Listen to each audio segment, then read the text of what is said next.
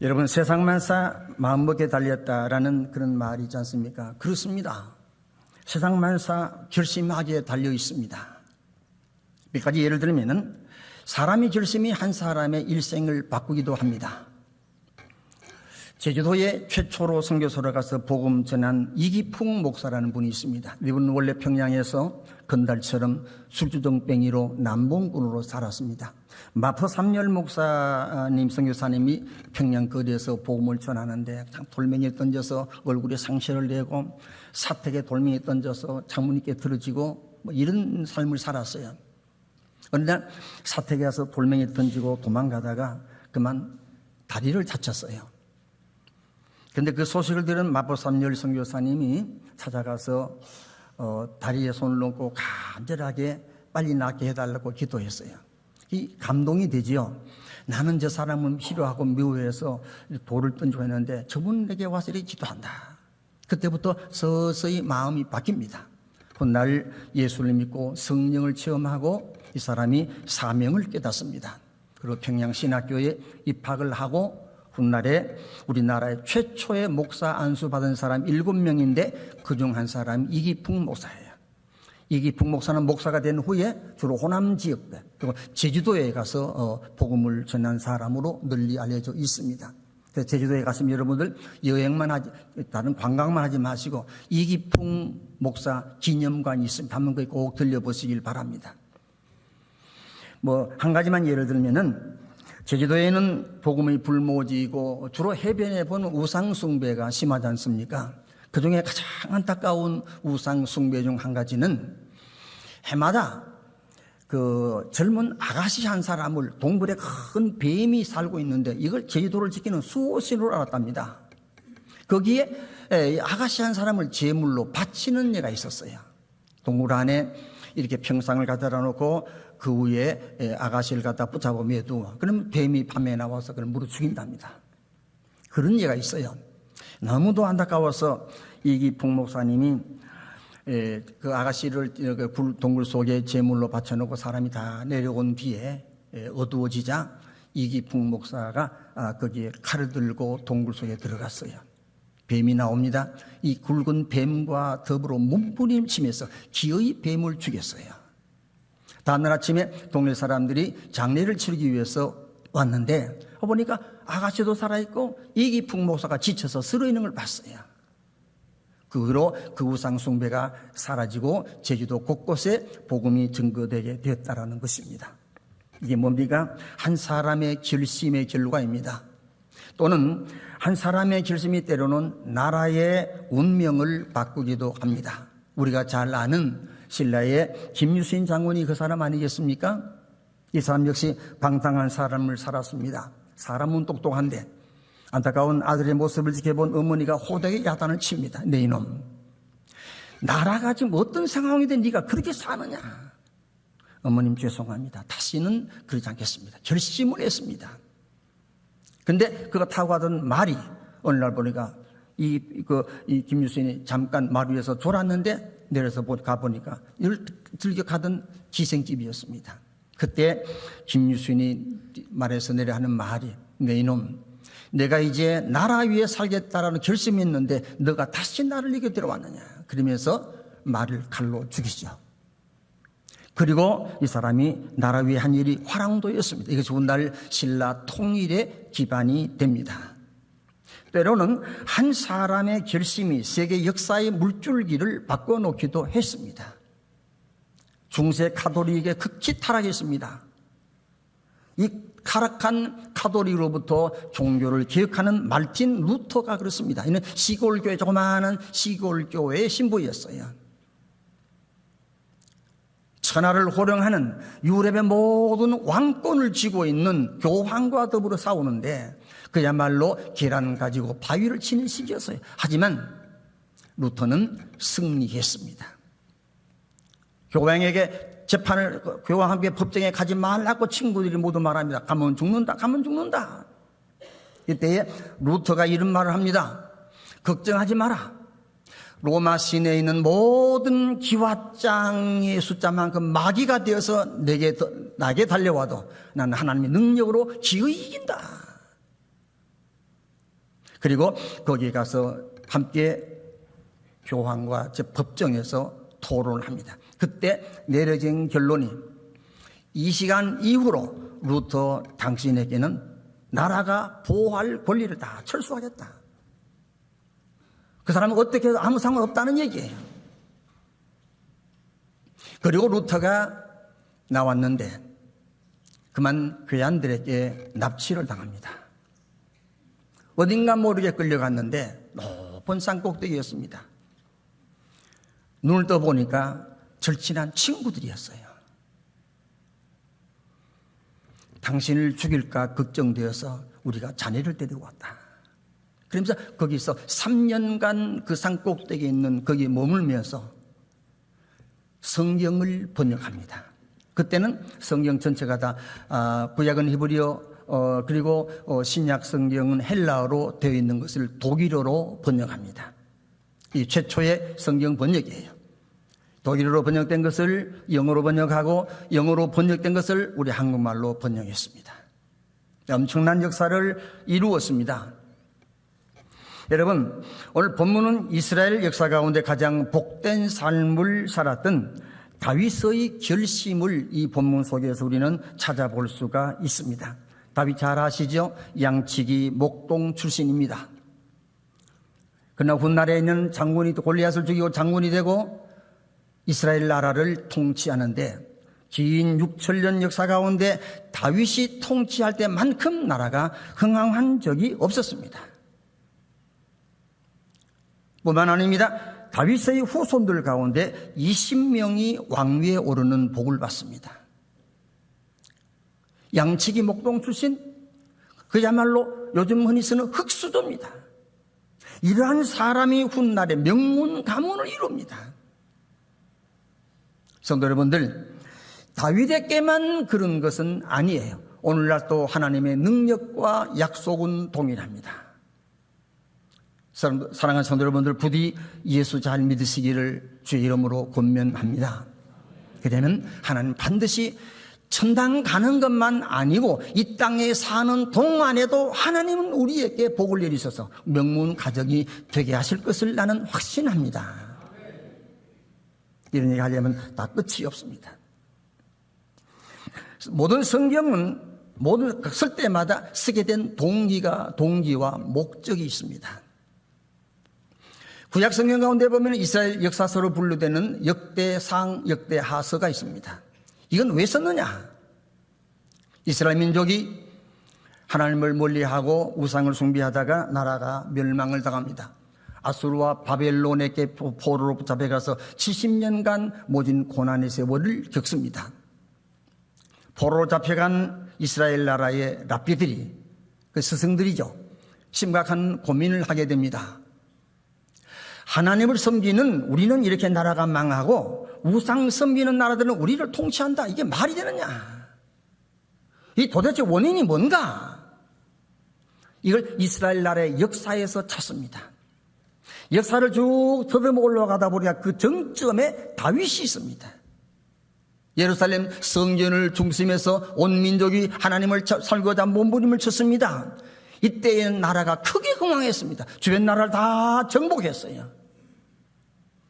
여러분, 이 이야기를 하기 위해서, 이것을 역사적으로 증명해서 알려주기 위해서 쓰여진 성경이 역대상, 역대하서입니다. 성경에 그런 말씀을 하고 있지 않습니다만 하나님을 다윗처럼 잘 섬기면 반드시 이 땅에서도 승리한다는 얘기예요. 여러분, 이런 다윗의 살아간 삶은 또 하나님 내리신 은총은 우연이 아닙니다. 우연이란 없습니다. 저절로 되는 것도 없습니다. 심고 거두는 원리예요. 우리가 예수 믿어 구원받아 하나님의 자녀가 되는 것은 전적인 하나님의 은혜이지만 이 세상 살아가는 동안에 내가 하나님의 능력을 체험한다, 은혜를 입는다, 복을 받는다, 이건 심고 거두는 원리예요. 지금 들판에 가면 오곡백과가 묻어 있습니다. 심지 않은 곳에는 잡초만 무성합니다. 제가 살고 있는 그 주변에는 보니까 곡식이 무성한 데도 있고 밭에 보면은 농사를 하지 않는 밭이 많아요. 왜? 농사 지어봐야 별 이익이 안 되니까 그냥 묵혀요. 땅을 그냥 묵히면은 항공 촬영해가지고 이렇게 벌금을 묻납니다. 그러니까 이거 벌금을 물지 않기 위해서 또 위장 농사를 짓는 데가 많습니다. 저를 보니까 뜰개를 심어놨는데 한 번도 돌아보지 않아요. 잡초가 뜰개보다 훨씬 더 커요. 거름을 주지 않다 보니까 풀숲에 그 들개가 다 묻혀 있어요. 이게 자연의 원리입니다. 심으면 나고 가꾸면 잘 자라고 심은 만큼 양을 거두는 것이 농사의 원리인데 예수 믿는 신앙, 그래서 갈라디아서의 말씀에 심은 대로 거두리라. 복된 씨앗을 많이 심으시기를 주의 이름으로 부탁을 드립니다. 이게 성도의 지혜예요.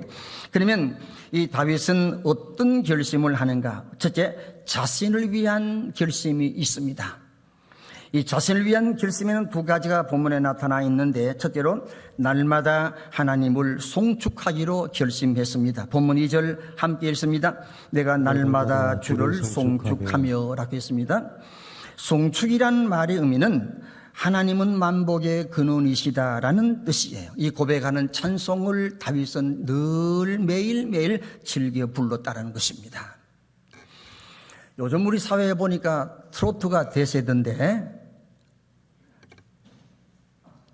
우리 집사람도 트로트를 본인은 할 줄 모르면서 텔레비전 쪽에는 자주 보는 것 같아요. 그랬습니다. 트로트도 꼭 나쁜 건 아니니까, 우리 사람 사는 얘기니까 나쁜 건 아니지만 좀 찬송도 부르면 좋겠다. 여러분, 다윗은 찬송을 즐겨 불렀습니다. 찬송 많이 하시기를 주의 이름으로 부탁을 드립니다. 다윗은 찬송만 한 건 아니에요. 하루 종일 어떻게 사람이 찬송만 하겠습니까? 시편 1편 1절로 2절 함께 읽겠습니다. 복 있는 사람은 그 율법을 주야로 묵상하는도다. 이 시편 1편도 다윗의 신앙 고백인데, 다윗은 말합니다. 그의 율법, 하나님의 율법, 즉 말씀을 주야로 묵상한다. 주야로 묵상한다. 틈만 나면 찬송하고 틈만 나면 하나님의 말씀을 묵상했다는 것이에요. 그러니까 다윗의 마음속에 온통 하나님으로 가득 찼다는 것입니다. 성도 여러분들, 인간의 삶에 있어서 우리에게 베푸시는 하나님의 능력은 어떤 능력이며 그 하나님은 어떤 하나님이신가? 사무엘상 2장 6절로 7절 함께 읽겠습니다. 여호와는 죽이기도 하시고 살리기도 하시며 수월에 내리기도 하시고 거기에 올리기도 하는구나. 여호와는 가난하게도 하시고 부하게도 하시며 낮추기도 하시고 높이기도 하시는도다.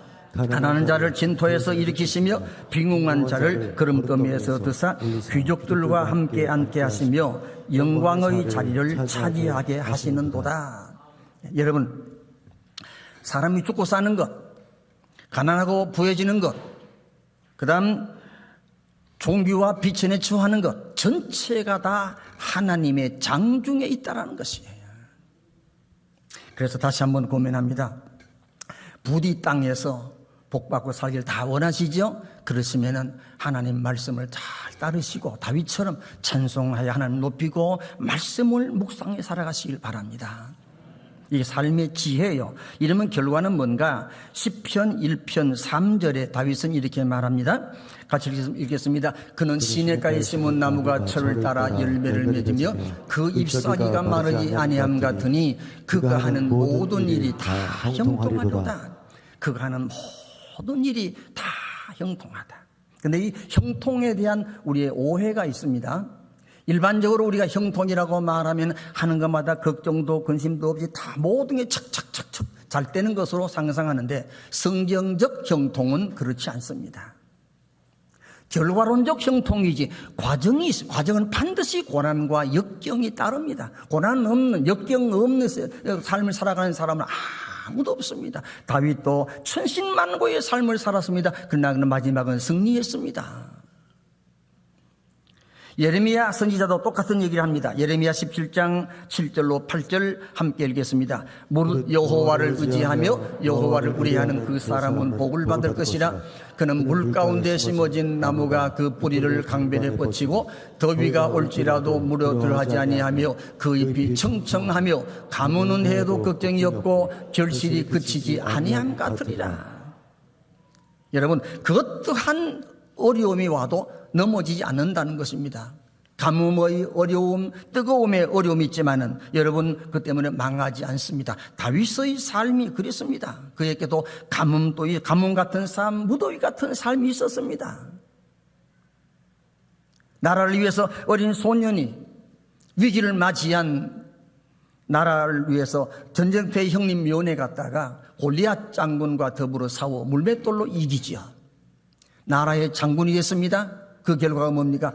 훈장을 준 것이 아니라 이것이 사울 왕의 정적으로 낙인이 찍혀서 저놈은 죽여라. 10년간 사울 왕을 피신해 다닙니다. 3,000명의 군사를 풀어서 다윗 한 사람을 죽이고 10년간 못된 짓을 다 했습니다. 그러나 여호와의 생명사기 안에 사여진 다윗은 사울 왕이 해할 수가 없었습니다. 그 어려움 다 이기고 다윗은 오늘날 왕이 됩니다. 그 다음 두 번째, 다윗이 자신을 위한 삶의 결심은 영원히 하나님을 송축하기로 결심했습니다. 본문 2절입니다. 함께 읽습니다. 영원히 주의 이름을 송축하리다. 여러분, 여기 영원이라는 것은 내 일생 동안이라는 말과 의미가 같습니다. 사람이 누구나 한순간 잘할 수는 있습니다. 그건 쉽습니다. 아무나 할 수 있습니다. 그러나 일평생 동안 잘한다는 건 쉬운 일이 아니에요. 힘든 고비가 너무나도 많기 때문에 그렇습니다. 그래서 다윗은 시편 86편 11절로 13절에 이렇게 다짐합니다. 여호와여, 주의 도를 내게 가르치소서. 같이 있습니다. 내가 주의 진리에 행하오리니 일심으로 주의 이름을 경외하게 하소서. 주 나의 하나님이여, 내가 전심으로 주를 찬송하고 영원토록 주의 이름에 영광을 돌리려니 이는 내게 향하신 주의 인자하심이 크사 내 영혼을 깊은 소울에서 건지셨음이니이다.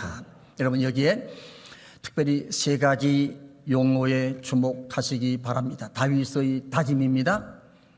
일심으로 주의 이름을 경외하게 하소서. 두 번째, 영원토록 주의 이름의 영광을 돌리게 하소서. 두 번째, 전심으로 주를 찬송하고, 세 번째, 영원토록 주의 이름의 영광을 돌리게 하소서. 일심으로, 전심으로, 영원토록.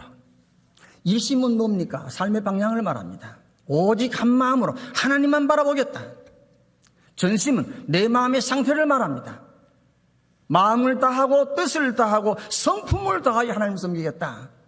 영원토록 내가 주 앞에 서는 그 순간까지를 말하는 것입니다. 여러분들, 사람들은 되게 힘들고 어려운 날에는 낙심하기 쉽습니다. 원망하기 쉽습니다. 그러나 뭐가 조금 잘 될 때는 거드름 교만하여 거드름을 떨기 쉬운 것이 인간의 약점인데 다윗은 전혀 그렇지 않습니다. 힘들고 어려운 날에 얼마나 그래도 어려운 날이 많았습니까? 양치기 목동을 하며 그 다음 사울을 피하여 온갖 고생을 다 했지만 그것 때문에 다윗은 하나님을 원망하거나 불편한 적이 전혀 없습니다. 그리고 미천했을 때나 나라의 왕이 되어 천하를 호령할 때나 그 가난했을 때나 모든 소유가 자기의 소유인 부의 극실에 살았을 때도 전혀 하나님에 대한 신앙 생활에 그건 변함이 없어요. 이것이 다윗의 삶입니다. 신학 용어 가운데 하나님의 속성에 대해 몇 가지가 있습니다. 그중 한 가지가 불변성입니다. 물론 전지성, 편재성 여러 가지 있는데 하나님의 속성 가운데 하나가 불변성, 변함이 없다. 하나님은 전혀 변함이 없습니다. 히브리서 13장 8절 함께 읽겠습니다. 예수 그리스도는 어제나 오늘이나 영원토록 동일하시다. 하나님은 영원토록 동일하시다. 흔들리는 그림자조차도 없습니다. 그러므로 하나님을 진심으로 섬기는 성도의 특징이 뭐냐? 한 예수 닮아간 성도의 특징이 뭐냐? 변함이 없습니다. 불변의 하나님을, 변함없이 하나님을 섬기시기를 주의 이름으로 축원합니다. 이하면 하나님께서 넘치는 사랑과 은혜를 베푸십니다. 에베소서 6장 24절 함께 읽습니다. 우리 주 예수 그리스도를 변함없이 사랑하는 모든 자에게 은혜가 있을지어다. 누구의 은혜입니까? 변함없이 누구를? 그리스도를 어떻게 섬기는 사람에게 은혜가 있다는 것입니다. 이 은혜 누리시는 복된 성도 되시기를 축원합니다. 그다음 두 번째로 다윗은 후대를 위해 결심하고 있습니다. 본문 4절 같이 읽습니다. 대대로 주께서 행하시는 일을 크게 찬양하며 라고 있습니다. 대대로. 여러분, 한 세대가 또 다른 세대께로 라는 그런 의미죠. 대대로 다윗은 신앙 유산을 물려주기 위해서 몸부림을 쳤습니다. 여러분들, 후손들에게 신앙 유산을 물려주도록 살아가는 것이 지혜로운 성도의 삶이에요. 제가 조금 전에 서두에 캠핑을 다닌다는 얘기를 했는데, 다니다 보면은 이런 표어를 종종 봅니다. 아름다운 자연은 우리들의 후손에게 물려줄 소중한 유산이다. 참 아름답습니다. 가는 곳마다 나라가 살기 좋으니까 어느 지자체에 갈지라도 볼거리가 너무 많아요. 잘 돼 있습니다.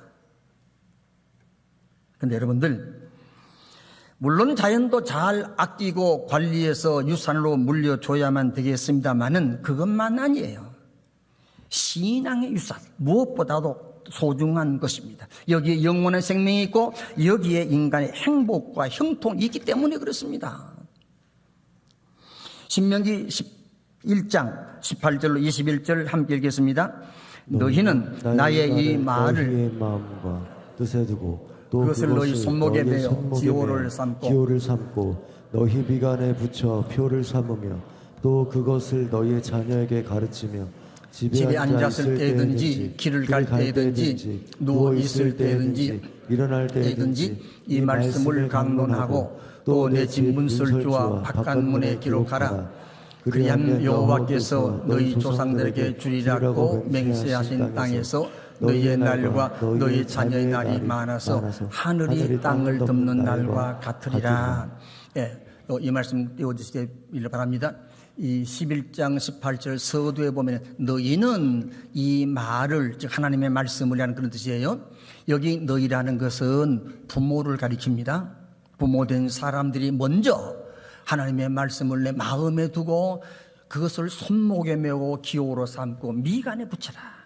말씀 속에 묻혀 살아가라는 것이에요.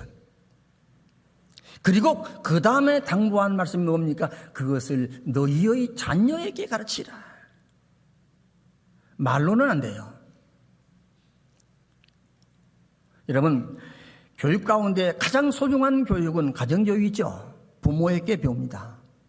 학교교육, 그건 인간교육은 시키지 않잖아요. 인간교육 떠난 지는 오래입니다. 오직 지식만 심지 않습니까? 여러분, 신앙의 유산을 꼭 물려주시기를 부탁을 드립니다. 많은 사람들이 재물을 유산으로 물려주려고 애를 많이 쓰는데 그것도 나쁜 건 아니겠습니다만 그것만이 아니에요. 신앙의 유산보다 소중한 건 없습니다. 그래서 신명기 18장 21절에 보면 이렇게 말합니다. 그리하면 신앙 유산을 잘 물려주면 여호와께서 너희 조상들에게 주리라고 맹세하신 땅에서 너희의 날과 너희 자녀의 날이 많아서 하늘이 땅을 덮는 날 같으리라. 근데 우리 한국 교회는 신앙 유산 전수에 있어서 크게 실패를 하고 있는 것 같아 안타깝습니다. 군대에는 가면은 그 군목이 있습니다. 군대 목사입니다. 나라에서 월급을 주고 계급도 있습니다. 군목 가운데 최고 계급이 높은 사람은 대령이에요. 어느 군목 목사님이 밝힌 얘기입니다. 육군 사관학교 신입생도들 가운데에 1995년도에는 신입생도들의 신앙률이 23%였답니다. 100명 가운데 23명 정도가 예수 믿는 사람이었다는 것입니다. 근데 세월이 많이 흘렀습니다. 26년이 지난 2020년도에는 얼마냐? 3%래요. 100명 가운데 3사람. 이 이야기를 제가 얼마 전에 어느 목사님들 모임에 가서 얘기했더니, 목사님, 그건 2020년도까지고요. 작년도 24년도에는 몇 프로인지 아십니까? 그건 내가 모른다 그랬더니 1%라 했습니다. 기가 막히는 현실입니다. 육사생도는 해마다 330명을 뽑는답니다. 여러분, 330명의 육사생도들 부모님들 가운데 예수 믿는 사람이 한두 가정이겠습니까? 아무리 여러분 기독교 교회가 좀 어렵다 할지라도 그래도 적어도 15% 내지 20%는 됩니다. 그러면 여기 330명 가운데 적어도 50명, 60명은 나와야 정상이에요. 그런데 한 명이라. 330명 가운데 1%라면 뭐 두세 명 되겠죠. 이것이 한국교회의 현 주소입니다. 그 생도들의 잘못입니까? 부모 잘못이죠. 어찌 공부만 시켜서 좋은 대학 가라, 좋은 대학 가라. 육사도 명문대학이겠습니까? 여러분들 명심하시기 바랍니다. 하나님이 쓰시는 사람은 명문대 출신이 아니에요. 좀 전 말씀드린 다윗이 대학을 나왔습니까? 아니잖아요. 링컨이 대학을 나왔습니까? 에디슨이 대학을 나왔습니까? 아니에요. 하나님이 쓰시면 쓰임 받는 거예요. 하나님이 높이면 높아지는 것이에요. 그러므로 하나님 앞에 어떻게 살아갈 것인가는 신앙 유산을 물려주는 것이 부모의 지혜예요. 제가 전에도 한번 말씀을 드렸는데요. 큰 손자가 태어났을 때 이놈 이름을 어떻게 지을까? 나보고 이름을 지으라고 부탁하길래 기도하는 가운데 생각하기를 승기라고 지었어요. 기자는 덕기자니까 하나님을 가리키는 것이고, 처음에는 이 승자를, 이길 승자를 내가 5편을 한물 찾아가서 이길 승자를 쓰려고 했어요. 그러다 쭉 살펴보니까 이길 승이 아니야. 그 밑에 보니까 이을 승자가 있습니다. 나는 그 승자를 처음 봤어요. 그래서 이길 승보다는 이을 승이 낫겠다. 승기야, 그러면서 내가 그랬습니다. 승기, 내 마음속으로, 승기야, 너는 우리 집안의 5대째 신앙인이다. 네 증조 할아버지, 네 할아버지, 네 아버지, 엄마의 신앙을 잘 본받아 하나님을 섬겨야 된다. 그런 뜻을 담아서 제가 그 이름을 지었어요. 여러분, 다시 강조합니다. 신앙의 유산은 말로서 되는 것이 아닙니다. 재물유산 결과가 여러분 이런 통계가 있었습니다. 재물을 자녀들에게 유산으로 물려주었을 때 많은 재물이라고 되어 있었어요. 결과가 뭐냐? 나태와 나약, 이기주의와 주색, 재산 싸움, 냉혈성, 정신질환 등이라는 통계가 있었습니다. 성도 여러분들, 부디 굳건한 신앙을 물려주시기를 간곡히 부탁합니다. 왜? 만복의 근원이시기 때문에 하나님이 함께 하시면 안 되는 것이 어떻겠습니까? 저는 부모님께 동전 한 푼 유산 받은 적이 없어요. 그래서 멀쩡하게 살고 있지 않습니까? 제가 은퇴하면서 꼭 기억하실 분이 계실는지 모르겠는데, 아들 둘에게 물려줄 유산이라고는 전혀 없습니다. 그래서 제가 은퇴하면서 이 자리에서 그랬습니다. 내가 너희들에게 물려줄 유산은 없고 단 한 가지, 방석 2개다. 하나는 큰아들, 하나는 작은아들에게 준다. 이 방석 2개라면 뭐냐면은, 하나는 제가 제 사층 모장실에서 늘 무릎 꿇고 기도하던 방석, 또 하나는 새벽 기도실에서 늘 무릎 꿇고 매일 새벽 기도하던 기도 방석입니다. 애비들을 이어서 힘들고 어려움이 많겠지만 얼굴 낙심하지 말고 무릎 꿇어라. 무릎으로 목회하라. 반드시 승리한다. 하나님이 도우신다라는 내 신앙 고백이 거기에 담겨 있었습니다. 저는 일평생 살아가면서 죄송한 표현 같기도 한데, 내 이름으로 된 부동산은 은퇴한 후에 내 집 한 칸 처음 가져왔습니다. 교회에서 주시는 이 퇴직금하고 성도님이 정성으로 모아준 가지고 지판칸을 이제 마련해 봤는데, 등기부 등본 때 보니까 이 아파트가 이 주인 이익노라 이렇게 보는데 그거 기분이 좋습니다. 아마 그때 내가 느낀 것이 이 맛에 사람들이 돈하고 많은 집을 살려나 보다 했습니다. 그러나 그것도 제가 은퇴하면서 이 자리에서 밝힌 바가 있습니다. 이 집도 너희들에게 주지 않는다. 성도님들의 정성은 헌금인데, 내가 그렇게 살아왔듯이 너희들에게도 이 집보다 더 좋은 걸 많이 주실 걸 나는 믿는다. 이건 내가 우리 둘레회가 살다가 하나님 앞에 부름받을 때는 우리 효민교회에 드리고 간다. 아이들에게도 자녀들에게도 얘기를 했어요. 그 결심은 지금도 똑같습니다. 성도 여러분들, 하나님은 우리에게 우리가 하나님의 신앙의 유산을 물려주었을 때에 나타나는 결과가 뭔지 아십니까? 신명기 10장 12절로 13절입니다. 함께 읽겠습니다. 이스라엘아, 내 하나님 여호와께서 내게 요구하시는 것이 무엇이냐?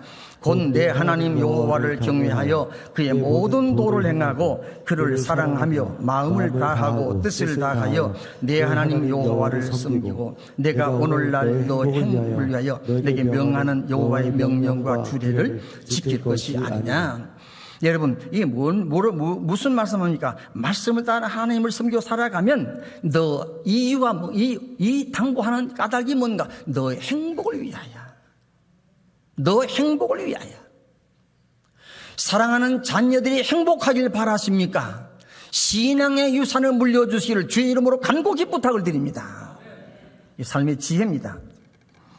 그 다음 마지막으로 다윗은 복음 증거의 결심을 하고 있습니다. 본문 4절 함께 읽겠습니다. 주의 능한 일을 선포하리로다. 그 다음 6절 끝부분 주의 위대하심을 선포하리다. 그 다음 12절 주의 업적과 주의 나라의 위엄 있는 영광을 인생들에게 알게 하리다. 거듭거듭 다윗은 말합니다. 이 복음을 전하리라. 예수 복음 전한다는 그런 말씀이에요. 복음 증거에 대한 다윗은 결심을 하고 있습니다. 다윗도 오래 살기를 바랐어요. 시편 71편 18절 함께 읽겠습니다. 하나님이여, 내가 늙어 백발이 될 때에도 나를 버리지 마시며 내가 주의 힘을 후대에 전하고 주의 능력을 장래 모든 사람에게 전하기까지 나를 버리지 마소서. 다윗도 장수하길 원했어요. 머리가 백발 되기를 원했습니다. 그때까지 살기를 바랐는데 올해 이 백발 되기까지 살기 바라는 목적이 뭐야? 단 한 가지. 주의 능력을, 다시 말하면 이 복음을 모든 사람에게 전하기까지 나를 버리지 말아달라. 하나님 앞에 기도하고 있습니다. 모두가 다 장수하길 바라시겠죠? 장수하길 바라시는 목적이 무엇입니까? 뭘 바라시고 장수하고 건강하길 원하십니까? 예수의 이름으로 묻겠습니다. 지금은 다른 곳으로 이사를 가신 어느 집사님이 계셨는데 이분이 또 함께 차를 타고 그 곳을 가는데 이분이 하는 그 직업은 그 구조물 안전점검 하시는 것이 이분이 전문이었어요. 교량 같은 거, 건물 같은 건데 이분이 이런 말 합니다. 목사님, 참 나는 오래 살길 원해요. 야, 그래요? 왜요? 물었더니 목사님, 제가 아시다시피 안전점검 요원으로 전국을 다녀보는데 가는 곳마다 도로가 너무너무 좋습니다. 마음껏 이 도로를 여행하고 싶어서는 오래 살아야 되겠습니다. 그래서 제가 그랬습니다. 아이고, 집사님 좀 되시면은 그 도로로 여행하기 위해 오래 산다면 조금 그건 그렇지 않습니까? 이 말 하려다가 못했어요. 여러분, 그렇잖아요.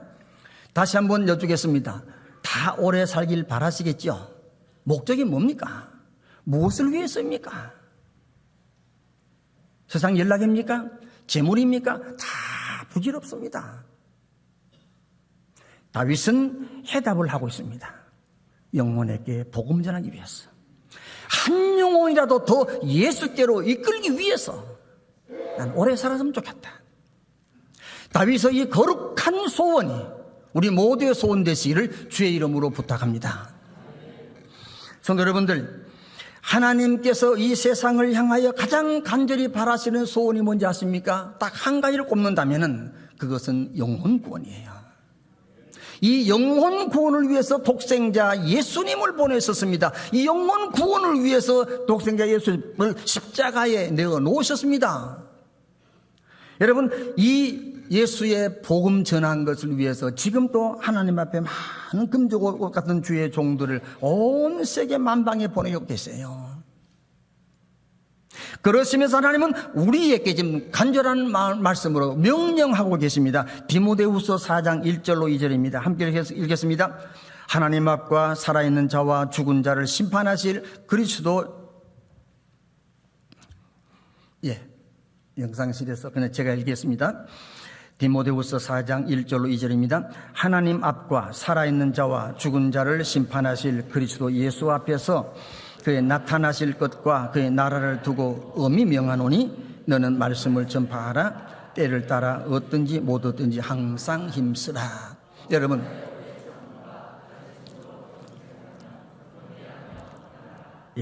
여러분, 하나님은 이 복음 증거에 대해서 우리에게 부탁하신 게 아니에요. 뭐 찬송화에 보니까 뭐 예수 부탁하신 일, 복음 전하신 일이라고 하는데 부탁하신 게 아니에요. 그건 잘못된 표현이에요. 명령입니다. 당부가 아니에요. 명령입니다.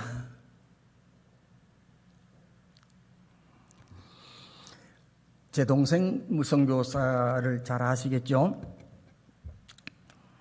미국에서 고생하며 아메리칸 드림을 이루었는데 그만 간이 다 망가졌어요. 간 이식 수술을 받았습니다. 근데 그것도 망가졌어요. 세계 그 최고의 의료진들인데 이제는 방법이 없다. 삶을 정리하라.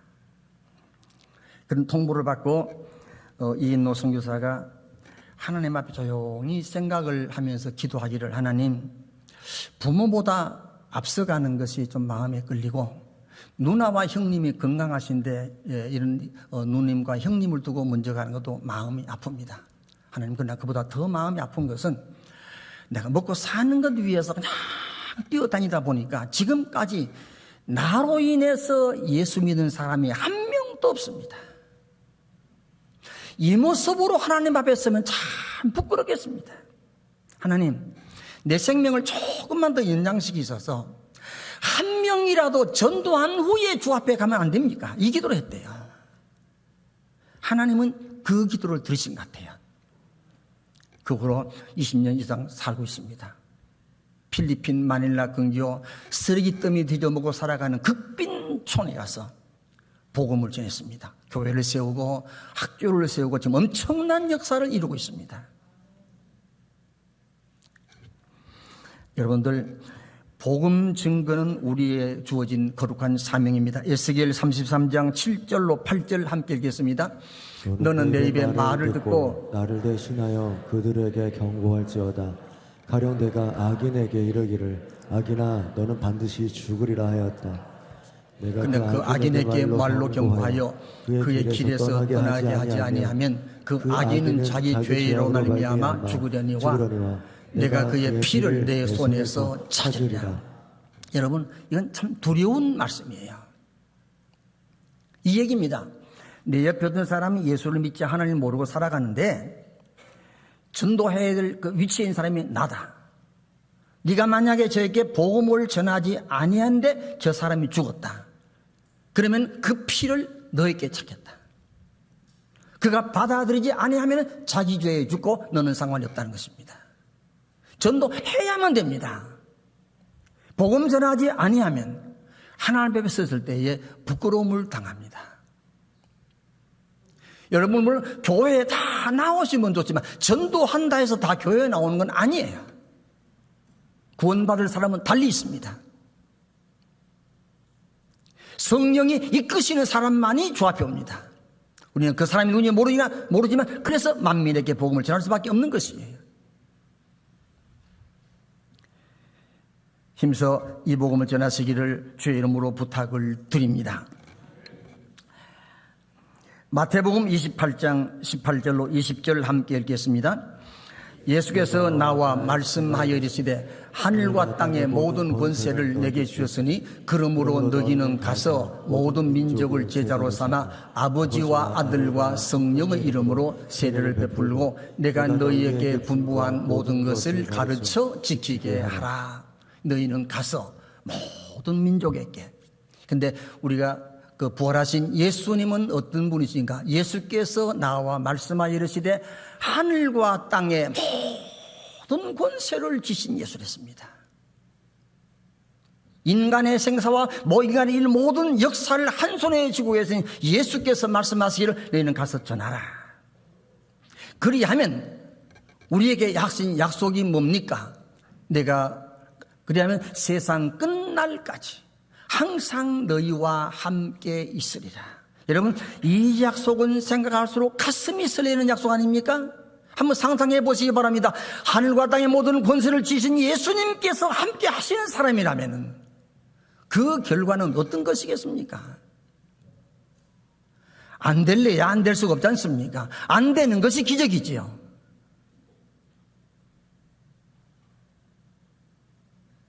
조금 전 드린 말씀같이 우리는 영생 얻었습니다. 우리 이름은 하늘나라의 생명록에 기록되어 있습니다. 그러나 이 땅에서 승리하기를 바랐습니까? 후손 잘 되기를 바랐습니까? 예수 복음 전하시기를 주의 이름으로 부탁을 드립니다. 그리하면 하나님이 함께 하시겠다 약속하셨습니다. 말씀을 마치겠습니다. 본문의 다윗은 세 가지 아름다운 결심을 하고 있습니다.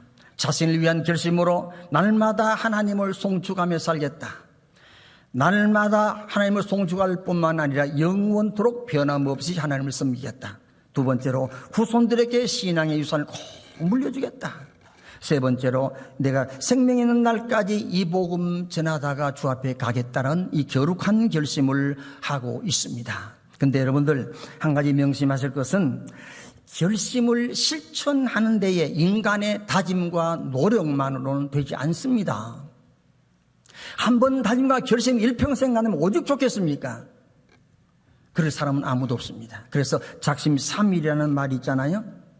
그래서 다윗이 또 다른 결심을 한 것이 있습니다. 시편 57편 8절, 시편 108편 2절 똑같은 말씀인데 함께 읽겠습니다. 내 영광아 깰지어다, 비파야 수금아 깰지어다, 내가 새벽을 깨우리로다. 라야 수금아 깰지어다, 내가 새벽을 깨우리로다. 여러분, 다윗이 새벽에 일어나서 그냥 비파치고 기타만 쳤겠습니까? 뭐 하는 겁니까? 기도하는 것이죠. 기도 많이 하시기 바랍니다. 특별히 새벽 기도, 여러분 가장 중요한 기도지요. 주보에 보니까 월삭 기도했던데 여러분들 많이 오셔서 기도하시기를 부탁합니다. 전에 제가 목회할 때도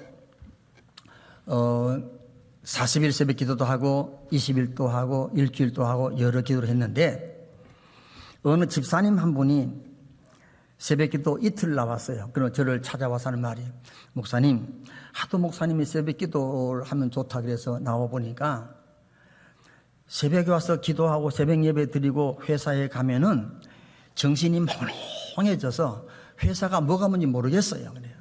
그러면 하는 말이, 이렇게 새벽 기도 하다가 정신도 몽롱해서 내 회사가 망하면 좋겠습니까? 맑은 정신으로 새벽기도 하지 않고 열심히 일해서 교회 11조하고 헌금 많이 하면 좋겠습니까? 이걸 물어요. 그래서 그랬습니다.